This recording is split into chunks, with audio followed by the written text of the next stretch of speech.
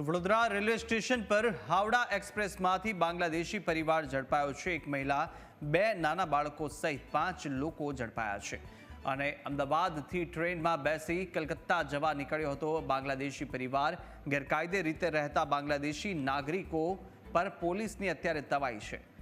કલકત્તાથી આ પરિવાર બાંગ્લાદેશ જવાનો હતો। પોલીસે વડોદરા રેલવે પર ચેકિંગ કરતા જ બાંગ્લાદેશી પરિવાર ઝડપાઈ ચૂક્યો છે। હવે અમારે નાયબ પોલીસ મહાનિદેશક સાહેબ સરોજ કુમારી સાહેબ તેમજ ડીવાયએસપી બારિયા સાહેબના સૂચના મુજબ ડીજીપી સાહેબ તરફથી જે ઇનલીગલ બાંગ્લાદેશીઓને ડ્રાઈવ રાખવામાં આવેલી એ લોકોને પકડવાની જે અનુસંધાને હાવડા એક્સપ્રેસ ટ્રેન આવેલી જેની અંદર તમામ જનરલ કોચથી માંડી તમામ કોચ ચેક કરવામાં આવેલા।